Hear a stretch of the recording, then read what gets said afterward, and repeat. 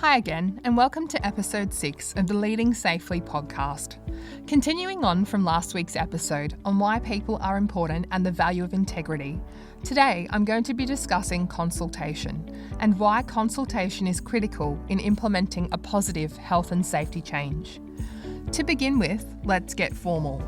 Section 47 of the Work Health and Safety Act for Queensland states that a PCBU must consult so far as reasonably practicable with workers who carry out work for business or undertaking and who are, or likely to be, directly affected by a health and safety matter. This duty to consult is based on the recognition that worker input and participation improves decision-making about health and safety matters and assists in reducing work-related injuries and disease. The broad definition of a worker under the Work Health and Safety Act means a PCBU must consult with employees and anyone else who carries out work for the business or undertaking.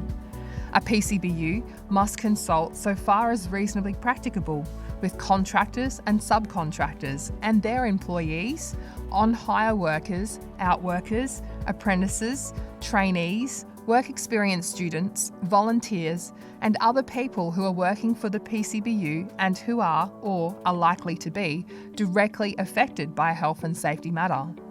Workers are entitled to take part in consultations and to be represented in consultations by a health and safety representative who has been elected to represent their work group.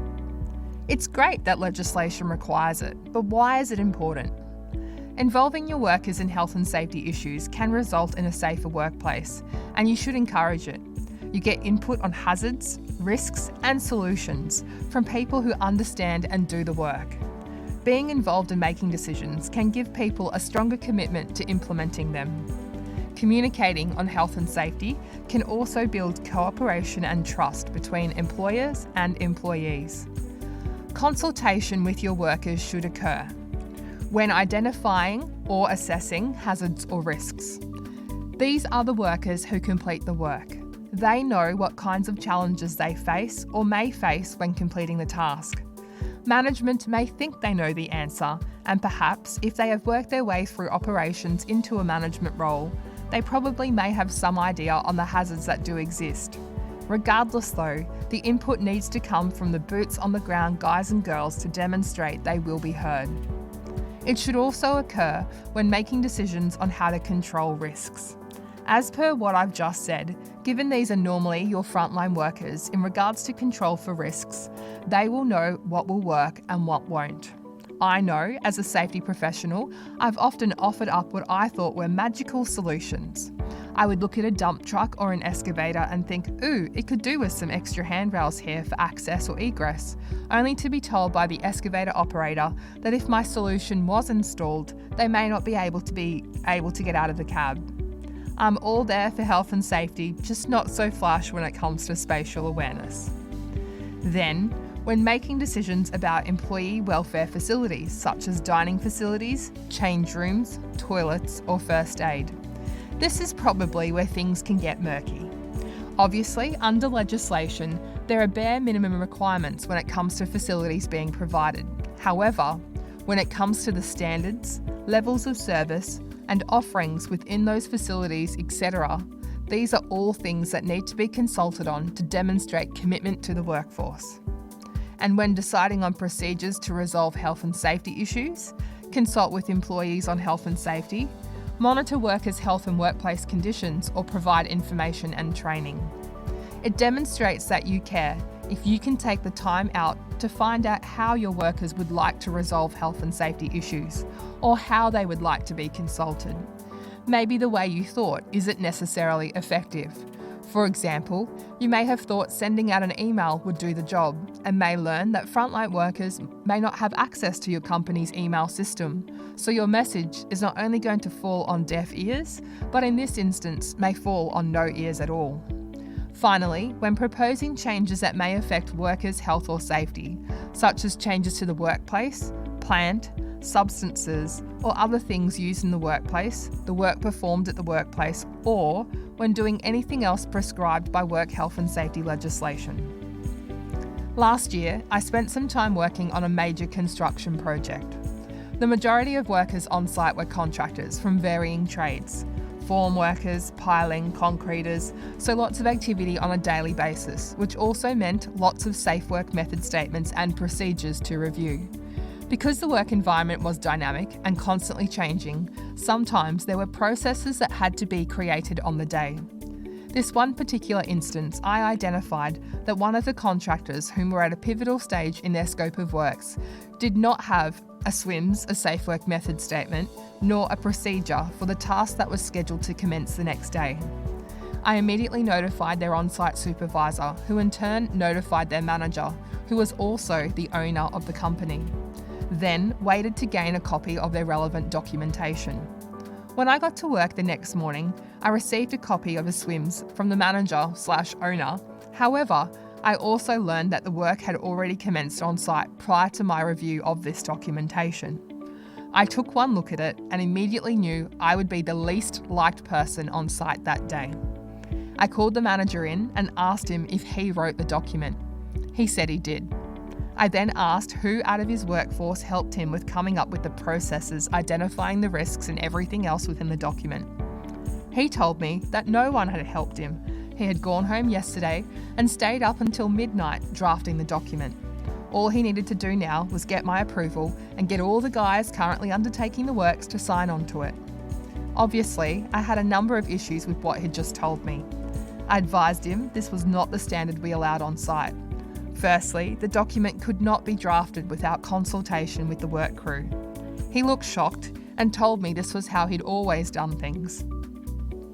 I then explained to him the requirements of consultation under legislation, as well as the fact that no work was allowed to be undertaken without the SWMS being reviewed and approved for use, as well as all personnel undertaking the task to sign off on the document.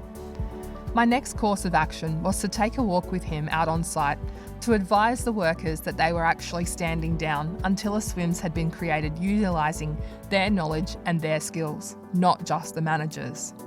35 critical workers were stood down. They came in and sat in the lunchroom, and I assisted the manager with facilitating the drafting of a SWMS with their input. Funnily enough, the document was different to the one the manager had created and had different controls to be implemented. There had been robust discussions around what the hazards and risks were for the task and which controls would be more effective. It was the type of discussion that warmed the cockles of my heart. I literally smiled while it was occurring and had to explain to the manager why I was doing so. Under no circumstances should management, admin, HR, or anyone else for that matter be drafting documentation and then taking it to the work crews for review or sign off. To me, this is a breach of legislation and is placing workers' health and safety at risk because the likelihood of a worker reading through the whole entire document critically enough to not only follow what was written but challenge it where required is 0 to none. 99% of the time, what I have witnessed workers do is they will quickly skim through the document, say it's good to go, then sign off on it.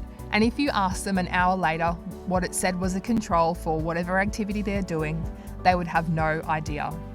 No worker is going to say to their supervisor, "Yeah, mate, your document's actually dodgy. Here's how I think it should be done." As you can tell, this is something I'm super passionate about, and in my last role teaching the Certificate for in Work Health and Safety, I always tried to impress on all of my students the importance and criticality of consultation with workers when it comes to hazards, risks, processes, and controls for the tasks they are completing. Obviously, there is more to the topic of SWMS, which would make its own full episode. However, the key message here is, myself personally would reject a SWMS or a JHA for that matter unless I can see that a cross-section of the workers who are undertaking the task have been involved in the creation and development of that document from scratch. Having workers be a part of the development process from the start allows them to take ownership over the entire process for completion of the task. Workers who have assisted in the development provide buy-in and then will champion their own processes in the field, fostering accountability. They are also more likely to adhere to the process they have created, including the controls listed for the hazards and risks identified. This is what you want to ensure a safe workplace. Obviously, Including workers as part of the development of SWIMs or JHAs or risk assessments is just one way to increase consultation in the workplace. Other ways that you might want to go about it can include calling a toolbox meeting or safety meeting, which provides an avenue for the organisation and workers to brainstorm and exchange ideas regarding workplace health and safety.